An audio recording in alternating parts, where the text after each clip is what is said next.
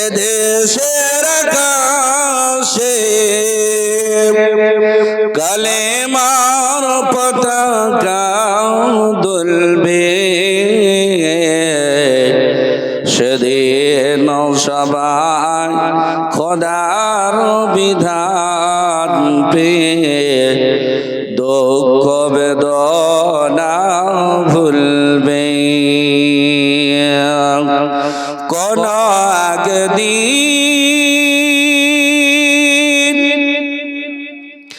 একদিন রমণী নির্জন পথে যাবে, কোন জন কট কথা কবে না,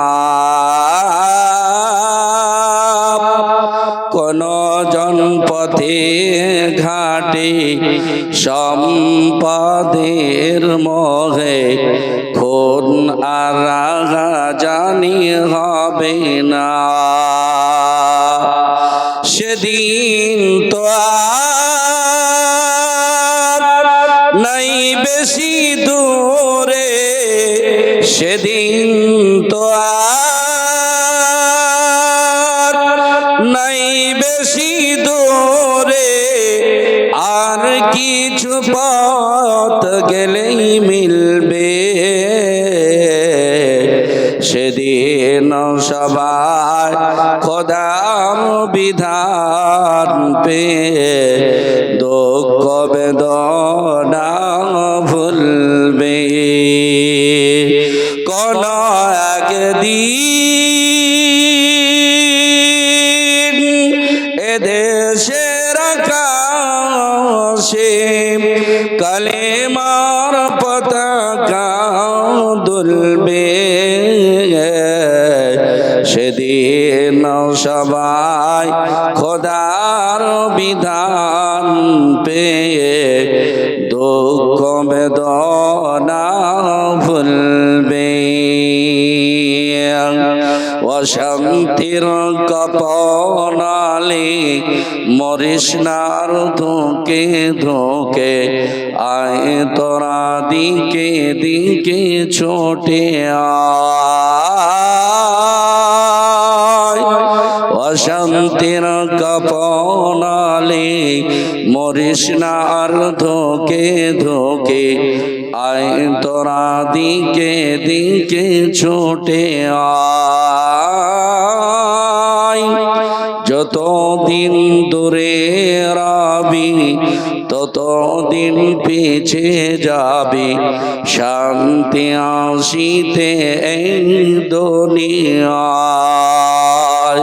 খোদার আইন ছাড়া অন্য কিছুতে আর, খোদার আইন ছাড়া অন্য কিছুতে আর শান্তি না মিলবে এই দুনিয়ায়।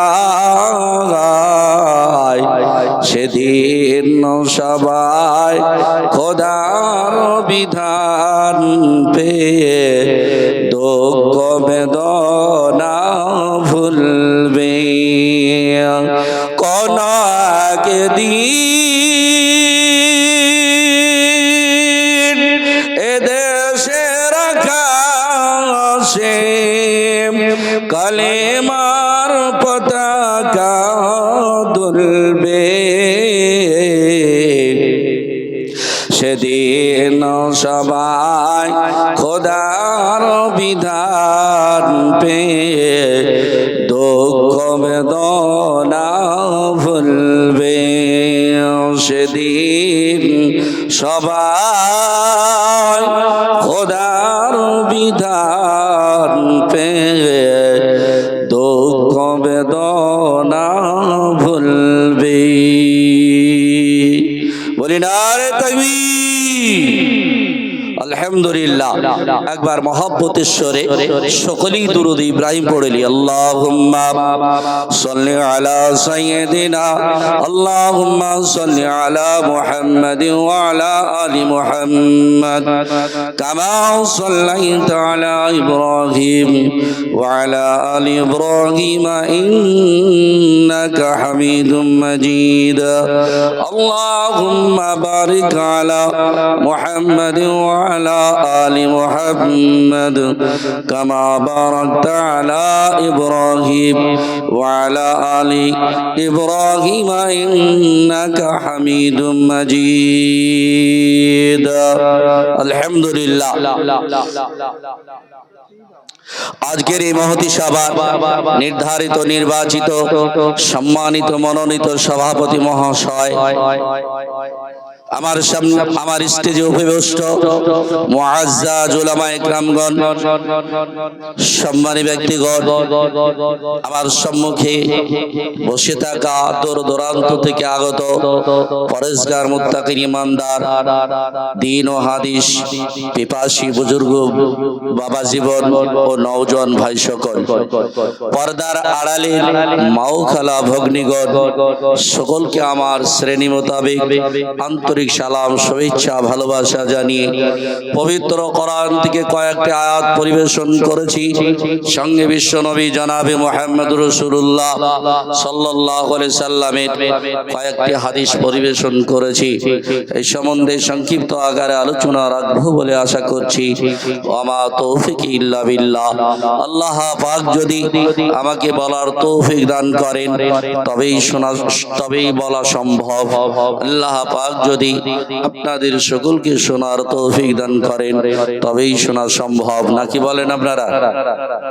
আল্লাহ পাক যেন পবিত্র কোরআন ও হাদিস সম্বন্ধে সংক্ষিপ্ত আকারে আলোচনা করা আমাকে তৌফিক দান করুন, সকলকে শোনা এবং তার উপরে আমাদের সকলকে আগামীতে আমল করার তৌফিক দান করবেন বলে আল্লাহুম্মা আমিন। প্রশংসা মাত্র সে আল্লাহর, যিনি অব্যয় অক্ষয় ওয়াহদাহু লা শারীকা লাহু। সে আল্লাহ পাকের নিকটে আমরা যতটাই শুকরিয়া আদায় করি না কেন, শুকরিয়া কামনা করি না কেন, ততটাই কম হয়ে যায়। তারপরেও তিনার শেখানো ভাষায় এক বাক্যে মহাব্বতের স্বরে অন্তরের অন্তরস্থল থেকে একবার সকলেই বলি আলহামদুলিল্লাহ। তারপরে পরে আশরাফুল আম্বিয়া গোলামে কিবরিয়া নবী মাহশার নবী কাউসার বিশ্ব নবী জনাবে মুহাম্মদ রাসূলুল্লাহ সাল্লাল্লাহু আলাইহি সাল্লামের প্রতি অগণন দরুদ লক্ষ কোটি শান্তির ধারা বর্ষিত হোক। সকলেই বলি আল্লাহুম্মা আমিন। আবারও বলি আল্লাহুম্মা আমিন। আমার ইসলাম দরদি ভাইয়েরা, এমন একটা মজলিসে আমরা আসতে পেরেছি, বসতে পেরেছি, যে মজলিসে আসলে বসলে অংশগ্রহণ করলে আল্লাহ পাক আপনার তথা সকলের যারা এসেছেন বসেছেন সকলের সমস্ত জীবনের গুনাহগুলো আল্লাহ পাক মাফ করে দেন বলি সুবহানাল্লাহ। সেই মজলিসে আমরা আসতে পেরেছি আমার ইসলাম দরদি ভাইয়েরা। শুধু তাই নয়, এই মজলিসে যারা এসেছেন বসেছেন, এই মজলিস থেকে যদি দুটো অঙ্গীকারবদ্ধ হয়ে এই মজলিস থেকে কোনো ব্যক্তি যেতে পারে, আল্লাহ পাক তার বিগত জীবনের সমস্ত গুনাহগুলো মাফ, সমস্ত গুনাহগুলো নেকি দ্বারা বদল করে দেবেন বলি সুবহানাল্লাহ। আল্লাহ পাক পবিত্র কোরআনের মধ্যে বলেছেন, ইল্লা মান তাবা ওয়া আমানা ওয়া আমিলা আমালান সলিহা ফাউলাইকা ইবাদদিলুল্লাহু সাইয়্যাতিহিম হাসানাত। আল্লাহ পাক বললেন, বান্দা, যদি তুমি তোমার বিগত জীবনে যত অন্যায় করেছো, যত ভুল করেছো, ত্রুটি করেছো, সেগুলো যদি নিজে স্বীকৃতি দেওয়ার পর যাগুলো আমার ভুল হয়ে গেছে, অন্যায় হয়ে গেছে, আল্লাহ তুমি ক্ষমা করে দাও, এইরকম অন্যায় এরকম ভুল আর জীবনে কি বলে জীবনে আর করব না। আজকে এই মজলিসে এসেছি, আজ থেকে আমি অঙ্গীকারবদ্ধ হলাম যে আগামী জীবন যতদিন আমি বেঁচে থাকব আপনার পবিত্র কোরআন বিশ্ব নবীর হাদিস অনুযায়ী আমার জীবন যাপন করব। এই দুটো অঙ্গীকারবদ্ধ যদি এই মজলিস থেকে কোনো ব্যক্তি হতে পারে, এই দুটো ইরাদা কোনো ব্যক্তি যদি মজলিস থেকে করতে পারে, আল্লাহ পাক বলছেন ফাউলাইকা ইবাদদিলুল্লাহু সাইয়্যাতিহিম হাসানাত, তার জীবনের যত গুনাহ আছে, জীবনের যত গুনাহ আছে, জমিন থেকে স্তর বাই স্তর সাজাতে সাজাতে যদি আসমান পর্যন্ত থেকে যায়, সমুদ্রের ফেনা সমতুল্য যদি গুনাহ থাকে, আল্লাহ পাক বললেন ফাউলাইকা ইবাদদিলুল্লাহু সাইয়্যাতিহিম হাসানাত, যার জীবনের সমস্ত গুনাহগুলো আমি আল্লাহ পাক নেকি দ্বারা বদল করে দিব। বলি সুবহানাল্লাহ, নেকি দ্বারা বদল করে দিব। তাহলে যাদের একটা কথাই বলে আমরা সবাই দোষীর দোষী, কেউ কম আর কেউ বেশি, বলে কেউ কম আর কেউ বেশি, আমরা সকলেই দোষ করেছি। আল্লাহর নবী বলেছেন কুল্লু বানি আদম খাত্তাউন ওয়া খায়রুল খাত্তাইনা আত-তাওয়াবুন। আল্লাহর নবী বললেন প্রত্যেকটা আদম সম্প্রদায় ভুল করবে। আল্লাহ পাক বললেন যে আল্লাহর নবী বললেন প্রত্যেকটা আদম সম্প্রদায় ভুল করবে, আর তাদের মধ্যে তারা আল্লাহর কাছে উত্তম ভালো হবে যারা ওয়া খায়রুল খাত্তাইনা আত-তাওয়াবুন, যারা ভুল করবে, করার পরে আল্লাহর কাছে তওবা করে ফিরে আসবে। বলি সুবহানাল্লাহ, আল্লাহর কাছে তওবা করে ফিরে আসবে, তারা আল্লাহর কাছে প্রিয় হবে। তাহলে গুনাহ নাই এইরকম ব্যক্তি হাত তুলেন ধরে একটাও নাই, তার মানে কি গুনাহ সবারই আছে নাকি? গুনাহ সবারই আছে, গুনাহ সবারই আছে, অন্যায় ভুল সবারই আছে, তবে কম আর বেশি। তাহলে আমাদের সকলেরই গুনাহ আছে। তাহলে আমরা সকলে গুনাহ মাফ করাতে চাই কি চাই না? সকলেই গুনাহ মাফ করাতে আমরা চাই।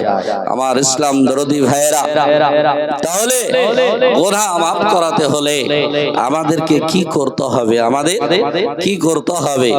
আল্লাহর কাছে তওবা করতে হবে, সেই সমস্ত অন্যায় থেকে তওবা করতে হবে। আল্লাহর মনোনীত হুকুমগুলো, কাজগুলো আমাদের করে যেতে হবে, আল্লাহর হুকুম অনুযায়ী করে যেতে হবে।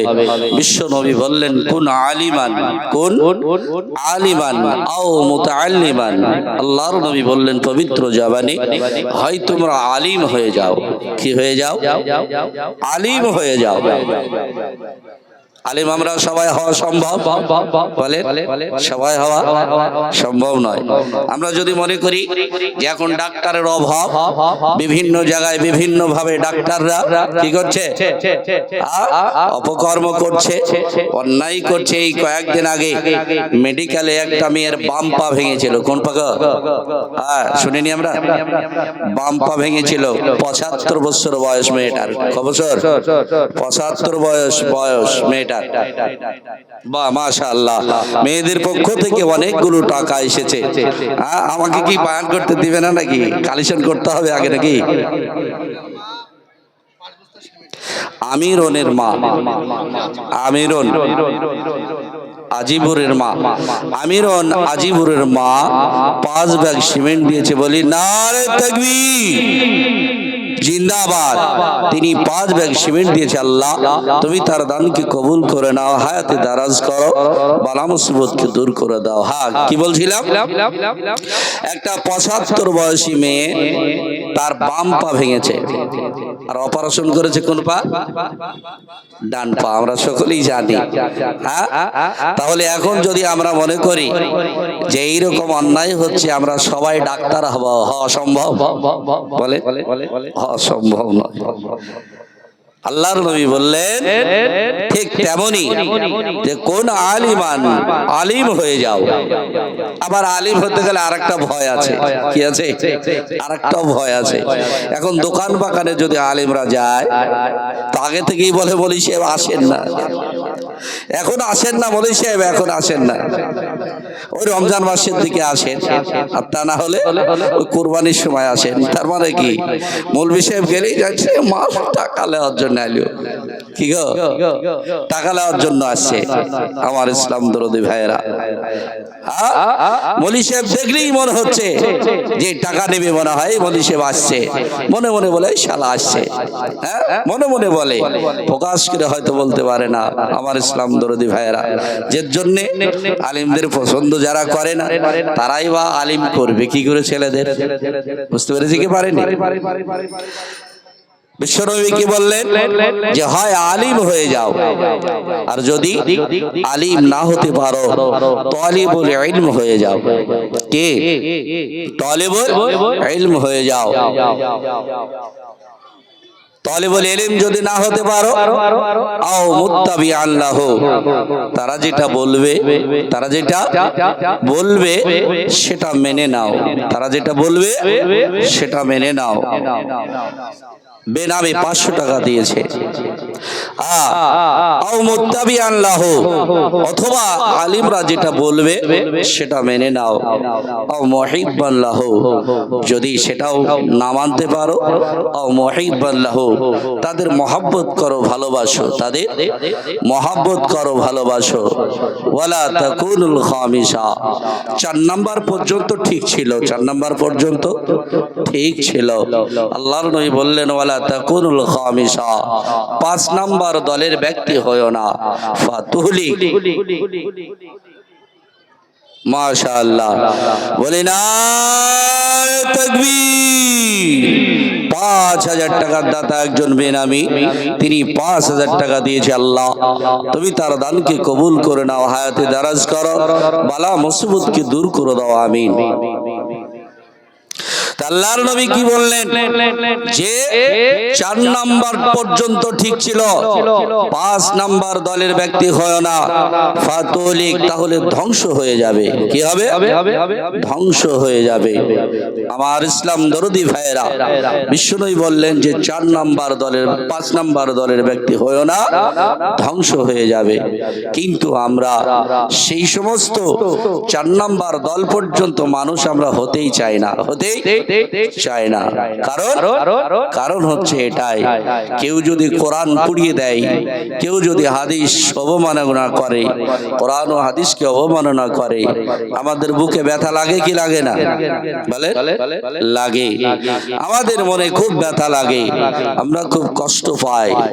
আমার ইসলাম দরদি ভাইয়েরা, কিন্তু সে এইভাবে পুড়িয়ে দিয়ে বা অসম্মান করে আমাদের কষ্ট দেয়, কিন্তু আমরাও কোরআন ও হাদিসের অসম্মান করতে কিন্তু আমরাও কম করি না, আমরাও কম করি না। কেউ যদি বলে সুদ খায়, এ ব্যক্তি সুদ খায়, তো মানুষ তাকে ঘৃণা করে কি করে না?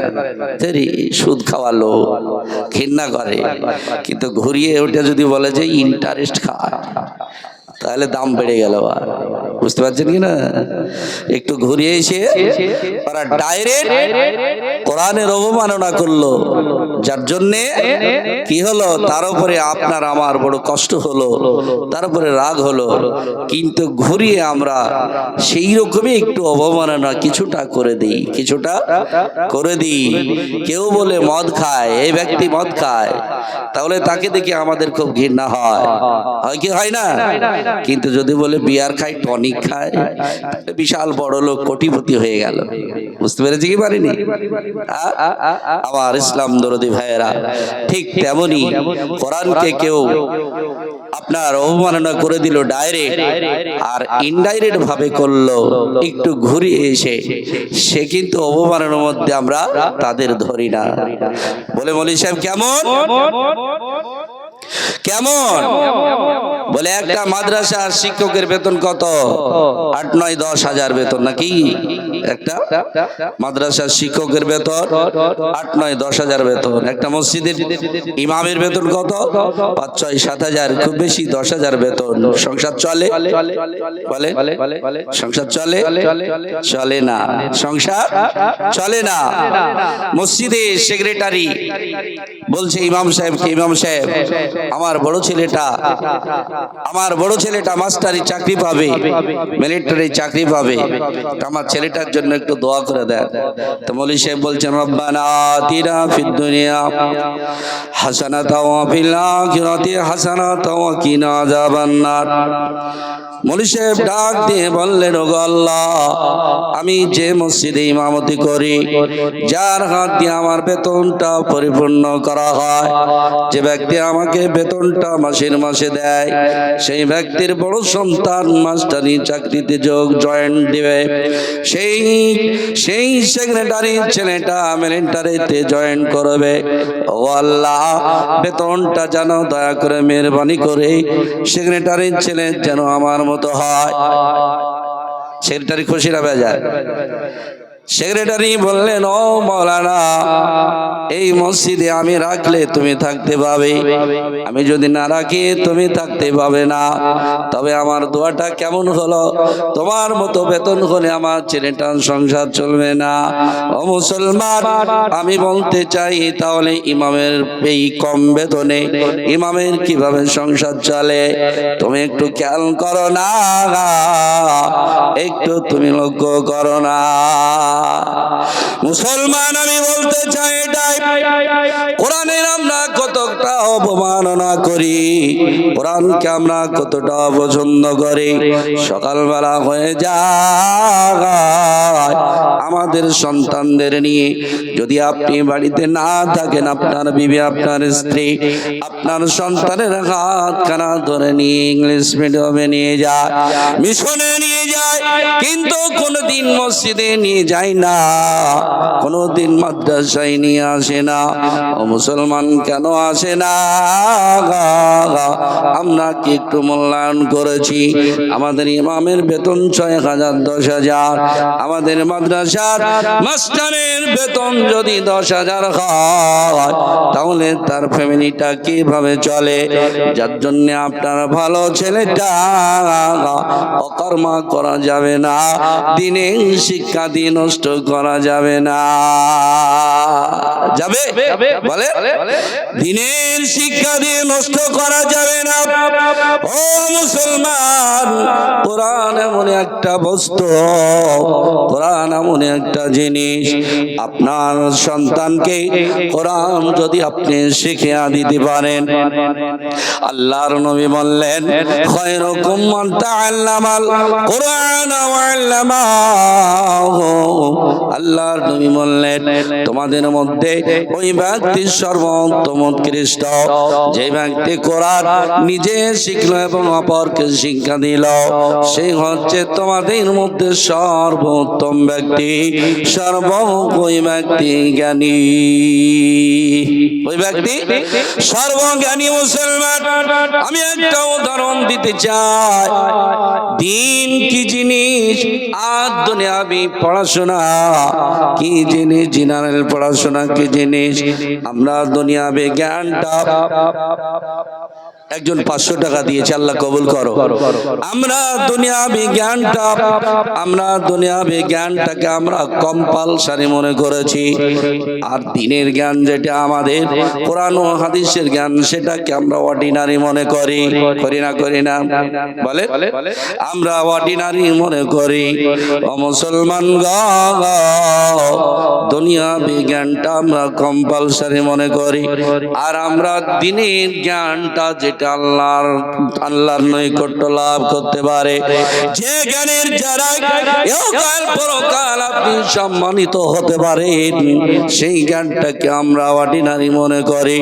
ও মুসলমান, একজন দার্শনিক, একজন ডাক্তার, একজন মাস্টার, আর একজন প্রফেসর, 4 জন ব্যক্তি এপার থেকে ওপারে যাবে। কোন পারে? এপার থেকে ওপার বাংলা যাবে। 4 জন ব্যক্তি নৌকায় চেপে গেল, আপনার স্টিমারের উপরে চেপে গেল।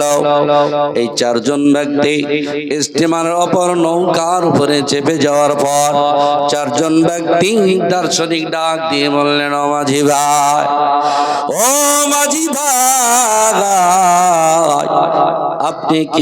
আপনি কি দার্শনিক জানেন?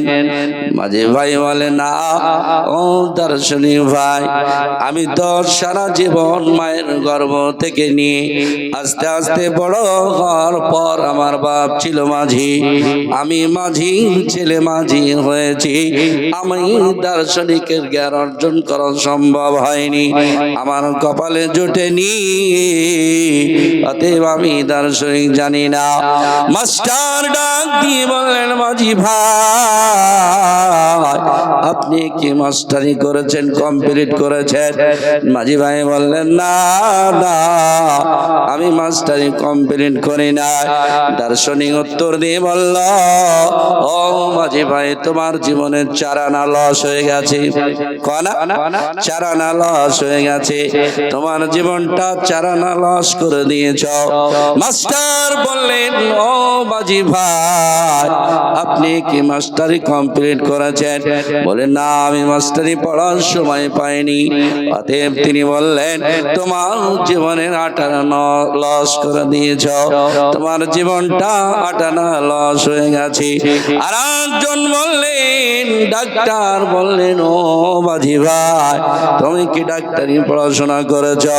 ডাক্তারকে উত্তর দিয়ে বললেন না আমি ডাক্তারি পড়াশোনা করার টাইম পাই নাই, সময় পাই নাই, অতএব আমি ডাক্তারি পড়াশোনা করিনি। আর ডাক্তার উত্তর দিয়ে বললেন ও মাঝি ভাই তোমার জীবনের 12 আনা নষ্ট করে দিয়েছ। প্রফেসর উত্তর দিয়ে বললেন ও মাঝি ভাই তুমি কি প্রফেসরি কমপ্লিট করেছো? বলে না। তিনি বললেন তোমার জীবনে তুমি 12 আনা নষ্ট করেছ।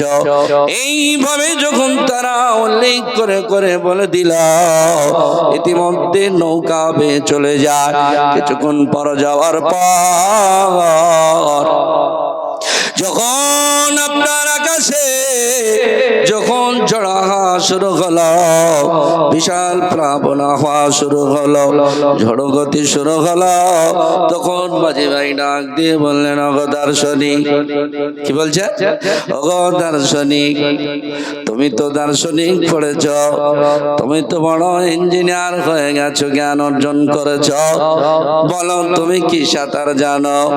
দার্শনিক বলে না না আমি তো দার্শনিক পড়েছি, কোনদিন আমি সাঁতার কাটি নাই, সাঁতার জানি না। মাস্টারকে ডাক দিয়ে বললেন ও মাস্টার মশাই আপনি কি সাঁতার জানেন? বলেন না আমি সাঁতার কাটার সময় কোথায় পেলাম, আমি তো ছোট্ট থেকে নিয়ে mission mission mission mission school কলেজে পড়াশোনা করতে করতে আমি পুকুরে নামার সময় পাই নাই, সাঁতার কাটা জানি না। তিনি বললেন আপনার 8 আনা জীবন নষ্ট হয়ে গেছে। তিনি আপনার ডাক্তারকে উত্তর দিয়ে বললেন ওগো ডাক্তার ভাই আপনি কি সাঁতার কাটা জানেন? তিনি বললেন না না আমরা সাঁতার কাটা জানি না। 4 জন উত্তর দিয়ে বললেন মাঝি ভাই মোট কথা এটাই দাঁড়ালো আমরা কেউ জীবনে সাঁতার কাটি না, অতএব সাঁতার কাটা জানি না। মাঝি ভাই বলল আমি এই জীবনে আমার 50-60 বছর হয়ে গেল, এইরকম তুফান আমি জীবনে দেখি না, এত জোরে তুফান হাওয়া ঝড়ো হওয়া শুরু হয়েছে। আমাদের এটা জানা এইরকম ঝড়ো হাওয়া হলে সমুদ্রের বুকে কোনো নৌকা থাকতে পারে না, কোনো স্টিমার থাকে না, হয়তো নৌকাটা ডুবে যেতে পারে, আমার স্টিমারটা তলিয়ে যেতে পারে। ডাক্তার দিয়ে বললেন মাঝি ভাই উত্তর দিয়ে বললেন ও দার্শনিক ও মাঝি ভাই আপনাদের জীবনটা 16 আনা বরবাদ হয়ে গেছে। কি 16 আনা বরবাদ হয়ে গেছে। ও মুসলমান আমি বলতে চাই, আপনাদের বোঝাতে চাইলাম এটা, আপনি ইংলিশ শিখেছেন, ইতিহাস শিখেছেন, ভূগোল শিখেছেন, আপনি সায়েন্স শিখেছেন, ইঞ্জিনিয়ার হয়েছেন, সব ঠিক আছে, কিন্তু আপনার আব্বা মারা গেল, আপনার মা মারা গেল, আপনি একটা ভাড়াটা, আপনি একটা অপর ইমামকে দিয়ে আপনার বাপের জানাজাটা আপনি পড়ালেন, আপনার মায়ের জানাজাটা পড়ালেন, আপনার কলেজার টুকরো নয়নের মনির সন্তানের জানাজাটা পড়ালেন। আপনি যদি ওই জানাজাটা পড়াতে পারতেন, আজ কতই না ভালো হতো, কতই না আপনার মা ভাগ্যবান হতো, কতই না আপনার বাবা ভাগ্যবান হয়ে যেত। কিন্তু মুসলমান গো, আমাদের এই রকম অবস্থা, আমরা দুনিয়া বিজ্ঞান অর্জন করতে পেরেছি, কিন্তু যেটা আপনার পরকালে আপনার জন্য হিসাব লাগবে, পরকালে লাগবে, সেই জ্ঞানটা আমরা অর্ডিনারি মনে করি, সে জ্ঞানটা আমরা অর্ডিনারি মনে করি। ও মুসলমান, অন্যদিকে যদি যাওয়া যায়, আর দিকে যদি আমি যাই, আজ সরকারি স্কুল কলেজ খুলেছে, এই স্কুল কলেজে ছেলে মেয়েদের শিক্ষা দিবে, দেওয়ার পরে স্কুল কলেজের ছেলে মেয়েরা শিক্ষা অর্জন করার পরে তারা সমাজ ভালোভাবে চালাবে, তারা দেশ চালাবে, তারা মানুষের সেবা দেবে। কিন্তু তা না করে দেখা যায় তারা সমাজ চালাতে পারে না, সমাজ দোষী করে, তারা দেশের মধ্যে গন্ডগোল পাকিয়ে দেয়। তারা আমার মুসলিম দরদি, এমনও দেখা যায় যে স্কুলের কলেজে পড়াশোনা করার পর ওই ছেলেটার চরিত্র ঠিক থাকে না, ওই চিন্তাইকারী হয়, না হলে মদখোর হয়ে যায়, না হলে সেই ব্যক্তি পতিতালয়ে যেতে লাগে। ও মুসলমান গো, যার জন্য কোটি কোটি কোটি কোটি টাকা সরকার ব্যয় করলো, ভায়া হয়ে যে টাকাগুলো আপনার, ও মুসলমান গো, আপনার একটা মাস্টারের বেতন 50 থেকে শুরু করে 1 লাখ পর্যন্ত, 1.5 লাখ পর্যন্ত হয়ে থাকে, সেখানে আপনার আমার কোনো কষ্ট হয় না, হয় কোনো কষ্ট হয় না। এটা টাকা সরকারের না, আপনার একটু ভেবেছেন এই টাকাটা আপনার ভায়া হয়ে আপনার সরকার দেয়, কিন্তু টাকাটা আপনার এতগুলো টাকা দেওয়ার পরে কিন্তু আপনার সেখানে কোনো ব্যথা লাগে না। কিন্তু একটা মসজিদের ইমামের বেতন যদি 10 থেকে 15 করে দেয়, আপনার কলেজাটা পুড়ে যায়, তখন আপনার বড় ব্যথা হয়।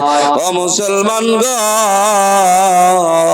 তবে আমাদের দেশের মমতা, অর্থাৎ আমাদের দেশের যিনি প্রতিনিধি, যিনি মুখ্যমন্ত্রী মাননীয় মমতা, তিনি ভালোই করেছেন, মাস্টারদের বাদ দিয়ে তিনি প্যারা টিচার নিয়োগ করেছেন, পুলিশদের বাদ দিয়ে তিনি ট্রাফিক পুলিশকে জয়েন করেছেন, যেখানে বেতন লাগতো 30, 40, 50, সেইখানে 10-12 হাজার টাকায় হয়ে যায়।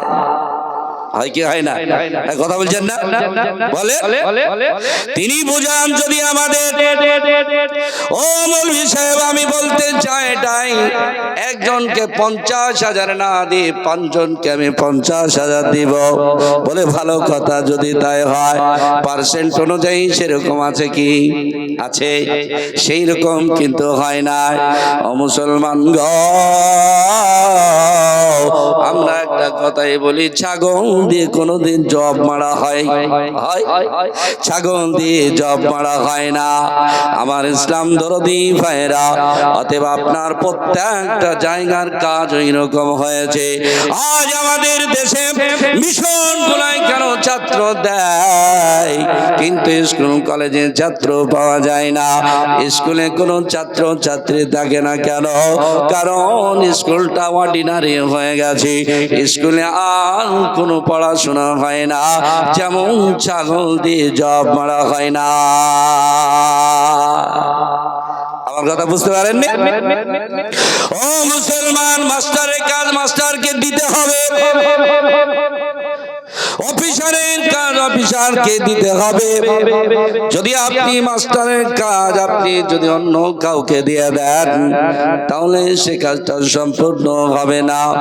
ও মুসলমান গো, যার জন্য আমাদের এইরকম সমাজ ব্যবস্থা। আজ আমার ইসলাম দরদি ভাইরা, কিন্তু কোরআন এমন একখানা বস্তু, কোরআন এমন একখানা কিতাব, যে কিতাবখানার আমরা যাকাত ফিতরা ওসুরের টাকা দেওয়ার পর যে মাদ্রাসাটা প্রতিষ্ঠান চালু করেছি, এই কোরআনের রস হাজারো ইংলিশ, ইতিহাস, ভূগোল, সায়েন্স গুলে মানুষকে খাইয়ে দিয়ে ব্রেনটা পরিষ্কার করে দিই।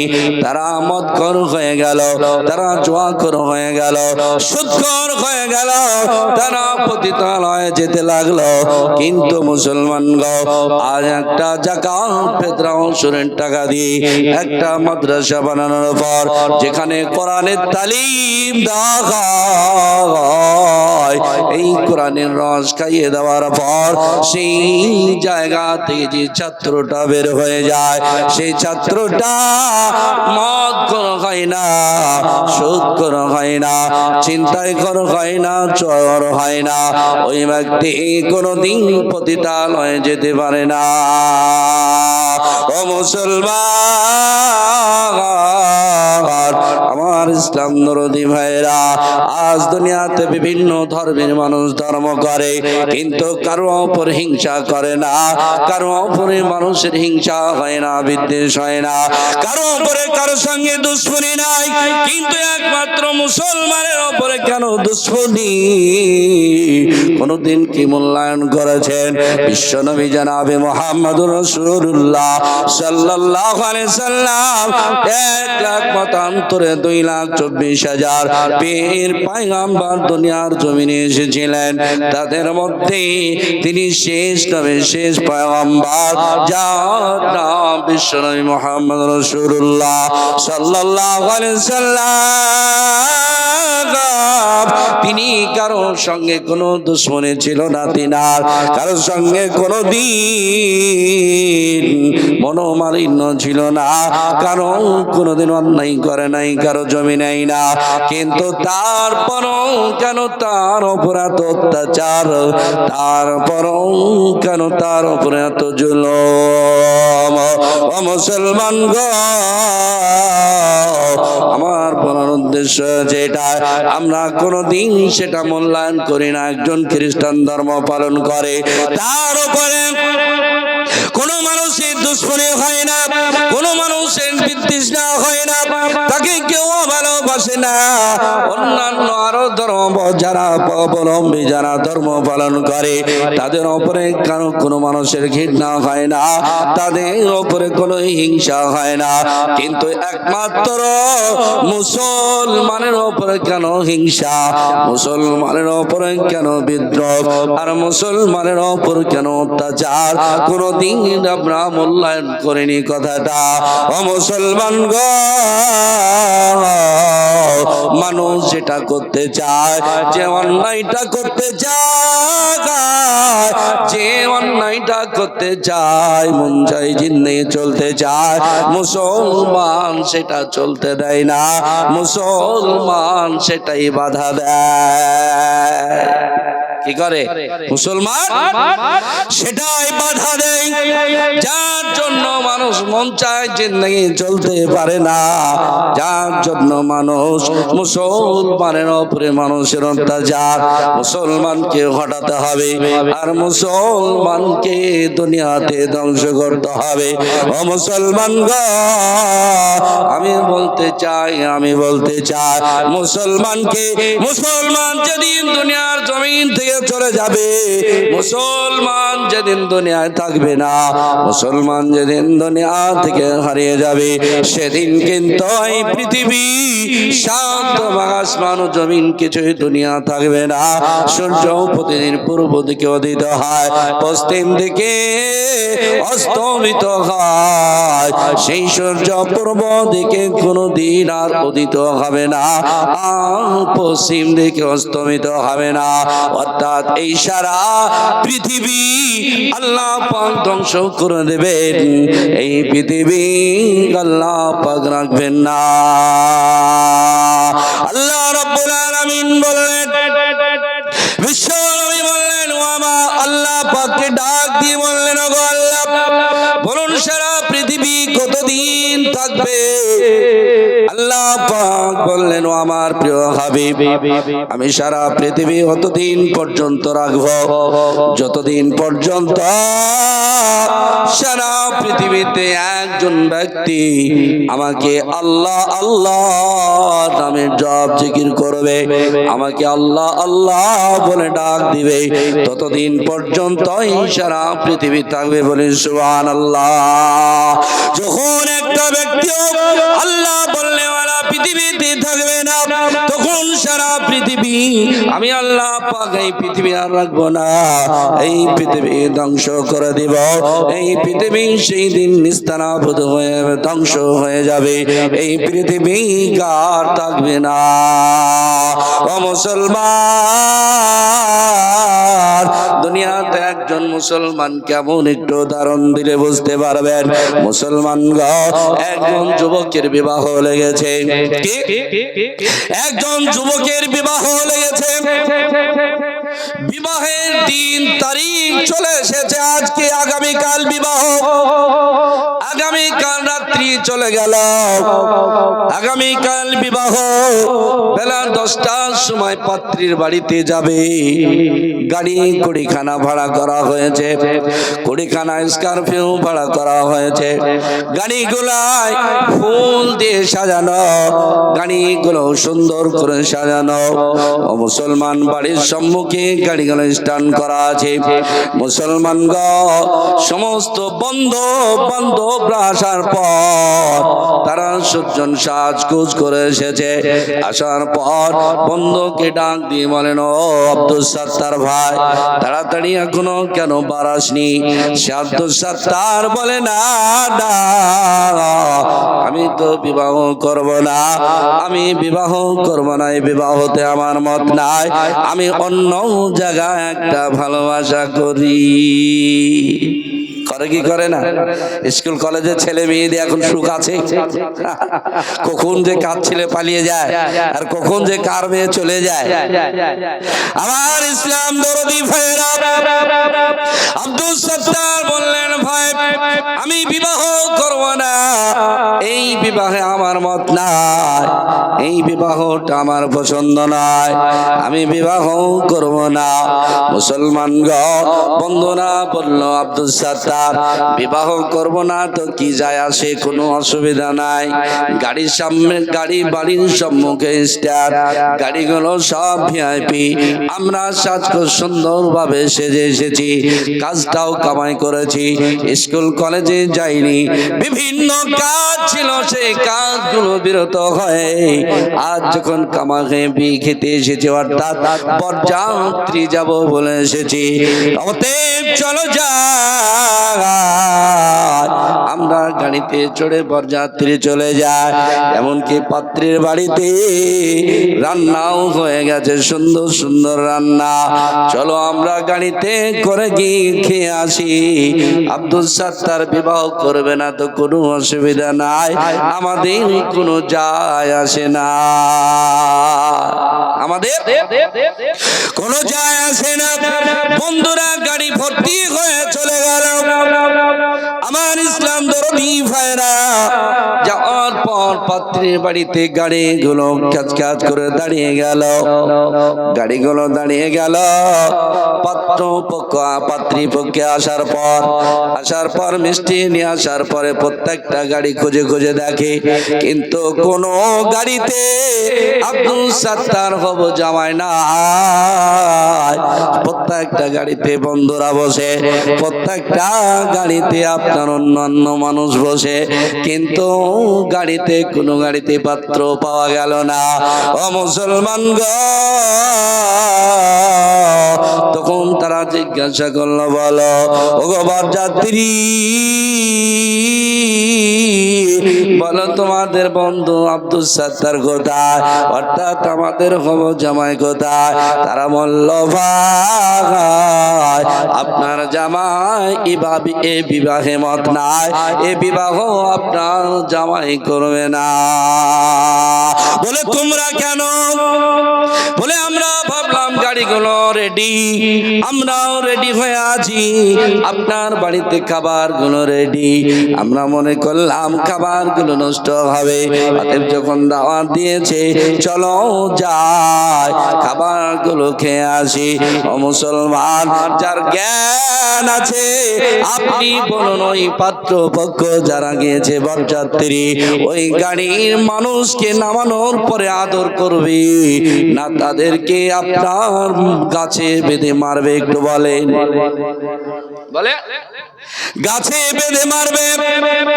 কারণ যদি পাত্র থাকতো আদরে শেষ থাকতো না, তাদের আদর আপ্যায়নে শেষ থাকতো না, অনেক তাদের আদর হতো, তাদের সম্মান হতো। কিন্তু পাত্র না যাওয়ার কারণে তাদের সম্মানটা কমে গেল, সম্মানের জায়গায় তারা সকলে বেইজ্জতি হয়ে গেল। ও মুসলমান গো, আমি আপনাদের এটাই বলতে চাইছি, আজ যদি দুনিয়ায় মুসলমান আছে, মুসলমান ঠিক তেমনই একটা পাত্র নেয়। এই মুসলমান পৃথিবীতে যখন থাকবে না, সারা পৃথিবী ধ্বংস হয়ে যাবে। সারা পৃথিবী মুসলমানের জন্য প্রত্যেকে রুজি পেয়ে থাকে। এই মুসলমান দুনিয়াতে থাকবে, দুনিয়া বাকি থাকবে, মুসলমান থাকবে না তো দুনিয়া বাকি থাকবে না, সারা দুনিয়া আল্লাহ পাক ধ্বংস করে দেবে। ও মুসলমান, যার জন্য মুসলমান কত দামি বস্তু, মুসলমান কত দামি, আমরা মুসলমান নিজেকে দাবি করি, মুসলমান আমরা নিজেকে দাবি করি। এই মুসলমান নামটা আপনার কে রেখেছে বলুন? আপনার কোন পূর্বপুরুষ রেখেছে? আপনার কোন বাপ দাদা রেখেছে বলুন? আপনার কোন বাপ দাদা রাখে না, আপনার কোন পূর্বপুরুষ রাখে নাই। আল্লাহ পাক বললেন, বান্দা তুমি হচ্ছে, আমি হচ্ছে তোমার মালিক, আর তুমি হচ্ছে আমার গোলাম। অতএব আমি আল্লাহ পাক মালিক হিসাবে আমি গোলামের নাম রেখেছি ওয়াসাম্মাকুমুল মুসলিমুন, আমি তোমাদের নাম রেখেছি মুসলমান। ও মুসলমান, আমার ইসলাম দরদি ভাইরা, ও আমার ইসলাম দরদি ভাইরা, এবার আপনি বলবেন মুসলমান তো আমরা ঠিকই আছি, কোনো অসুবিধা নাই। আমার ইসলাম দরদি ভাইরা, শুধু মুসলমান ঘরে জন্ম নিলেই কি মুসলমান হওয়া যায় না? মুসলমান হওয়ার জন্য আপনাকে মুসলমানের কাজ করতে হবে। বলে কথা বলে, মুসলমান হওয়ার জন্য আপনাকে মুসলমানের কাজ করতে হবে। মুসলমান ঘরে জন্ম নিলেই মুসলমান হওয়া যাবে না। মাস্টারের ছেলে মাস্টার হতে পারে, বলেন মাস্টারের ছেলে অতক্ষণ পর্যন্ত মাস্টার হতে পারে না যতক্ষণ পর্যন্ত মাস্টারের ছেলে মাস্টারি ডিগ্রি না করে। আপনার ডাক্তারের ছেলে অতক্ষণ পর্যন্ত ডাক্তার হতে পারে না যতক্ষণ পর্যন্ত সে ডাক্তারি ডিগ্রি কমপ্লিট না করে। ইঞ্জিনিয়ারের ছেলে ইঞ্জিনিয়ার হতে পারে না যতক্ষণ পর্যন্ত ইঞ্জিনিয়ারিং কমপ্লিট না করে। যদি ডাক্তারের ছেলে ডাক্তারের এমনি হয়ে যেতে পারত, পারতো, ইঞ্জিনিয়ারের ছেলে ইঞ্জিনিয়ার এমনি এমনি হয়ে যেতে পারতো, আপনার মাস্টারের ছেলে মাস্টার হয়ে যেতে পারতো, তাহলে মাস্টারের প্রত্যেকটা ছেলে মাস্টার হয়ে যেত, ইঞ্জিনিয়ারের প্রত্যেকটা ছেলে ইঞ্জিনিয়ার হয়ে যেত। বোঝা গেল মাস্টারের ছেলে এমনি মাস্টার হতে পারে না, ডাক্তারের ছেলে এমনি ডাক্তারও হতে পারে না। আমার ইসলাম দরদি ভাইরা, ঠিক তেমনি মুসলমানের ছেলে এমনি মুসলমান হতে পারে না। এগুলা দুনিয়ার নিয়ম, এগুলা দুনিয়ার নিয়ম কারণ যদি তাই হয়ে থাকে, মুসলমানের ছেলে আপনার ডাক্তারের ছেলে ডাক্তার এমনি না হতে পারে, ইঞ্জিনিয়ারের ছেলে ইঞ্জিনিয়ার এমনি না হতে পারে, তাহলে আপনি বলুন মুসলমানের ছেলে এমনি মুসলমান কি করে হতে পারে? আপনার মুসলমানের ছেলেকে মুসলমান হওয়া কাজ করতে হয়। যার জন্য মুসলমান আমি বলতে চাই, ও হুজুর তাহলে আপনি বলছেন তাহলে কি আমরা মুসলমান না? আমরা কি তাহলে অমুসলিম? বলে অমুসলিম না, তবে আপনারা মুসলমান। আগে আপনার বাতি জ্বলতো, হারকিন জ্বলতো, জ্বলতো কি জ্বলতো না? এখনকার ছেলেরা বাতি বললে বুঝবে, হারকিন বললে বুঝবে না, বাতি বললে বুঝবে না। ও মুসলমান গো, আল্লাহ বললেন কুল্লু মাউলুদিন ইউলাদু আলাল ফিতরা ফাবওয়াহু ইয়াহবিদানিহি ওয়া ইউনাসিরানিহি ওয়া ইউমাজ্জিসানিহি আও কামা ক্বালা আলাইহিস সালাতু ওয়াত তাসলিম। আল্লাহর নবী বললেন প্রত্যেকটা সন্তান ইসলাম নিয়ে, ইসলাম ধর্ম নিয়ে অর্থাৎ মুসলমান হয়ে দুনিয়ার জমিনে আসে, তার বাপেরা যে ধর্ম অবলম্বী ব্যক্তি আপন আপন ধর্মে নিজের সন্তানকে পরিচালনা করে, মুসলমান গো, তাহলে আল্লাহর নবী বলেছেন প্রত্যেকটা সন্তান মুসলমান হয়ে আসি। আমি বলছিলাম কি মুসলমানের চলে এমনি মুসলমান হতে পারে না। আগে বাতি জ্বলতো, বাতিতে তেল দিলে গা বাতি জ্বলতো, যদি বাতির তেল ফুরিয়ে যেত আস্তে আস্তে আস্তে আস্তে আগুন টালি হয়ে যেত কি যেত না?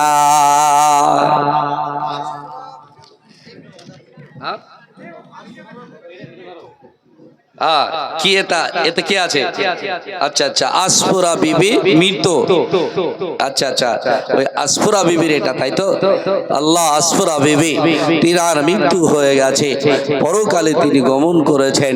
তিনার নাকের একটা সোনা ছিল, সেটা তোমার মাদ্রাসায় তোমার দ্বীন শিক্ষার জন্য সে জিনিসটা তোফা স্বরূপ পাঠিয়েছে। আল্লাহ তুমি কবুল করো, বলি না তাকবীর।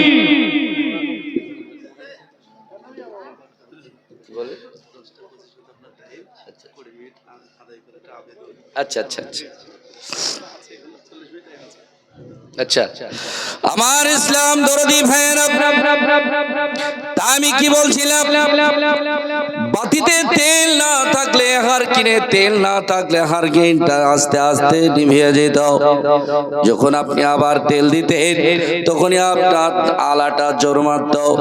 বিশ্বনবী বললেন আপনার গিলাসে পানি খাচ্ছেন, আপনি পানি খাওয়ার পর পিপাসা আপনার মিটে গেল, গিলাসটা আপনি রেখে দিলেন, ওই গিলাসটা যদি আপনি ওপর করেন পানি পড়বে কি পড়বে না?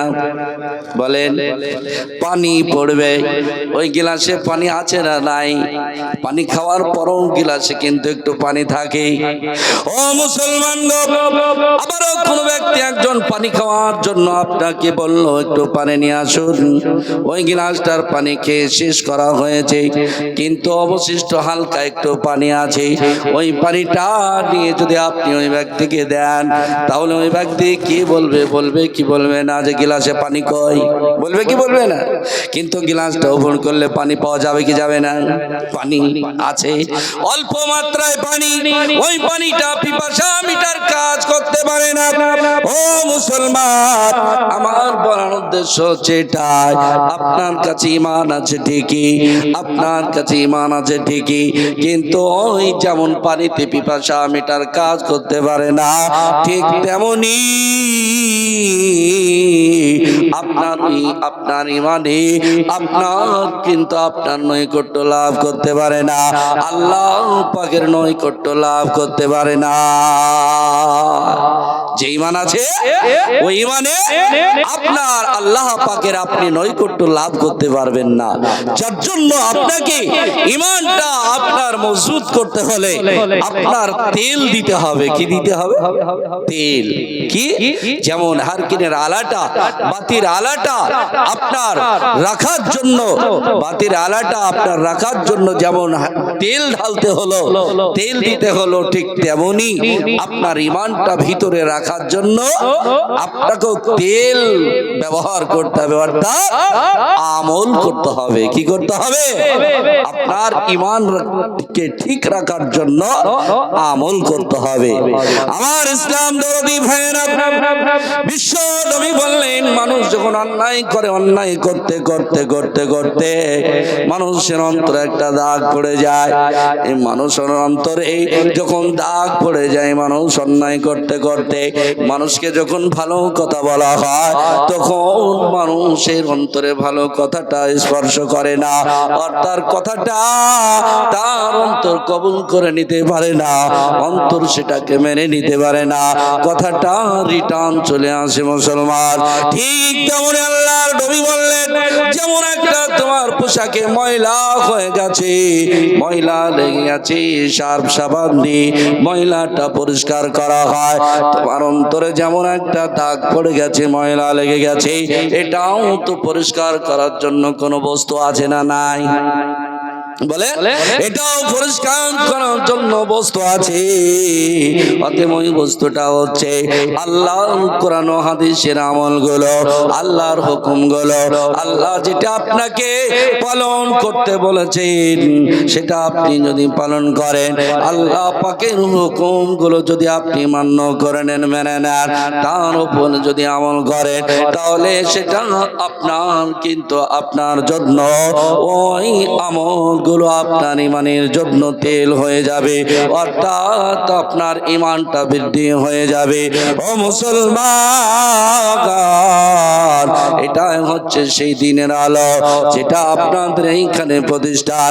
এই দিনকে আপনারা জিন্দা করতে গিয়ে সবাই গ্রাম কুইন্টাল কুইন্টাল রক্ত ঢেলে দিলেন, বিবিদের বিবাহ করলেন, ছেলেদের দিন করলেন, তারপরে দিন আপনার কাছে এসেছে, আপনার কাছে এসেছে, আমার কাছে এসেছে, অর্থাৎ সারা দিন দুনিয়াতে দিন প্রতিষ্ঠিত হয়ে গেছে। ও মুসলমান, বিশ্ব নবীর ইন্তেকালের সময় আল্লাহর নবী মৃত্যু শয্যায় শায়িত, সেই সময় বিশ্ব নবীর পাজরে সাহাবায়ে কিরাম অঝরে কান্না করেন। আল্লাহর নবী বলেন, ও সাহাবায়ে কিরাম, বলো তোমরা কান্না করতেছো কেন? আল্লাহর নবীকে বললেন, ইয়া রাসূলুল্লাহ, ইয়া হাবিবাল্লাহ, নবী গো, আমরা এই কারণে কান্না করি, আপনি যখন আমাদের মাঝে থেকে চলে যাবেন, ইয়া রাসূলুল্লাহ, আমাদের বড্ড ভয় হয়, হয়তো সারা দুনিয়ার কাফের বেঈমানের দলেরা আমাদের দিনটা ধ্বংস করে দিবে। আল্লাহর নবী বললেন, ও আমার সাহাবার দলেরা, তোমরা শুনে রেখে দাও, ততক্ষণ পর্যন্ত দিনকে ধ্বংস করতে পারবে না, ততক্ষণ পর্যন্ত কোরআনকে নষ্ট করতে পারবে না, যতক্ষণ পর্যন্ত তোমরা কোরআনের উপরে থাকবে, যতক্ষণ পর্যন্ত কোরআন ও হাদিসের উপরে আমল করবে, যতক্ষণ পর্যন্ত তোমরা কোরআন ও হাদিসের তালিম দেবে। আল্লাহর নবী বললেন, এই কোরআন ও হাদিসের তালিম যতদিন পর্যন্ত দেবে, ততদিন পর্যন্ত দিন দুনিয়ার বুকে ধ্বংস করতে পারবে না, ততদিন পর্যন্ত কেউ নষ্ট করতে পারবে না। ও মুসলমান গো, আজ সারা দুনিয়ায় দিনের উপরে আপনার দিনের উপর অত্যাচার চলে, কোরআন ও হাদিসকে, কোরআন ও হাদিসের উপর অত্যাচার চলে। আজ এমন কোন দুনিয়ায় গ্রন্থ না যে গ্রন্থ কারা মানুষ সিনার মধ্যে রাখতে পারে, দুনিয়ায় এমন কোন ধর্ম গ্রন্থ নাই যে গ্রন্থ কারা মানুষ ব্রেনের মধ্যে আপনার মুখস্থ করে রাখতে পারে। শুধুমাত্র একটাই মাত্র দুনিয়ার জমিনে গ্রন্থ, যেখানে যে গ্রন্থ কারা মানুষ আয়ত্তে করে রাখতে পারে, মানুষের অন্তরের মধ্যে গেঁথে রাখতে পারে। আল্লাহ নবী বললেন, কাল কিয়ামতের মাঠে ওই ব্যক্তিকে যখন জান্নাতে দেওয়া হবে, একজন হাফেজকে যখন জান্নাতে দেওয়া হবে, ওই হাফেজকে আল্লাহ পাক বলবেন, ও হাফেজ তুমি কোরআনের তেলাওয়াত করতে থাকো, আর তেলাওয়াত করতে করতে তুমি চলে যাও, যেইখানে তোমার কোরআনের তেলাওয়াত থেমে যাবে সেইখানে তোমার স্থান মর্যাদা সম্মান থেমে যাবে। ও মুসলমান, যার জন্য আমি বলতে চাই, এই কোরআনের জন্য এই দিনকে প্রতিষ্ঠিত করার জন্য, এই প্রতিষ্ঠানের জন্য আমি একটু আপনাদের কাছে হাত পেতে দিতে চাই। আল্লাহর নবীর মাদ্রাসার জন্য আমি একটু দিতে চাই। আমি শেষের বেলায় আমি একটু আপনাদের কাছে একখানা অধম পাপী হাত পেতে দিতে চাই। আমি 5 জন ব্যক্তিকে দেখতে চাই। ইসলামের স্তম্ভ হচ্ছে 5টা, আমি 5 জন ব্যক্তিকে দেখতে চাই। 5,000 করে টাকা আমি 5 জন ব্যক্তিকে দেখতে চাই। একবার নারে তাকবীরের ধ্বনি দিব, সঙ্গে সঙ্গে হাতটা উঁচু করে দিয়ে বলবেন, এই প্রতিষ্ঠানের জন্য, কোরআনের জন্য আমি 5,000 টাকা দিব। বলি নারে তাকবীর। হলো না, হলো না। আমি আবারও নারে তাকবীরের ধ্বনি দিব, একটু প্রাণ করে আল্লাহু আকবারের ধ্বনি দিয়ে হাতটা উঁচু করে দেবেন। প্রথম নাম্বার একজন ব্যক্তি 5,000 টাকার দাতা। বলি নারে তাকবীর। আলহামদুলিল্লাহ, মাশাআল্লাহ। আমি একজন ব্যক্তিকে সর্বপ্রথমে দেখতে যাই, 5,000 টাকার দাতা।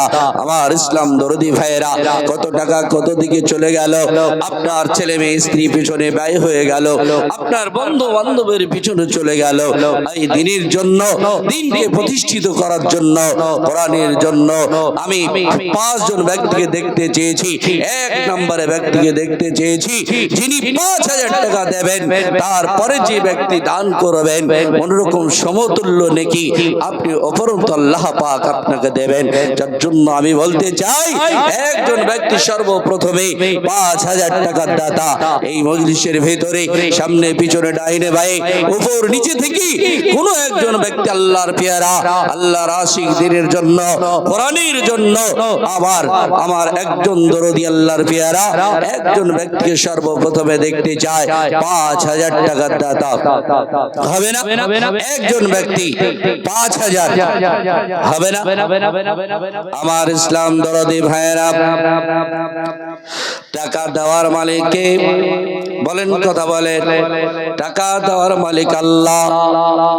সম্পদ কেড়ে নেওয়ার মালিক কে? সেটাও হচ্ছে আল্লাহ। আমার ইসলাম দরদি ভাইয়েরা, যদি টাকার মালিক যদি আপনি হয়ে যেতেন, যদি সম্পদের মালিক যদি আপনি হয়ে যেতেন, তাহলে চিরকাল আপনার কাছে সম্পদ থেকে যেত, সম্পদ আপনার কাছ থেকে কারো কাছে যেত না। কে না চাই সম্পদ?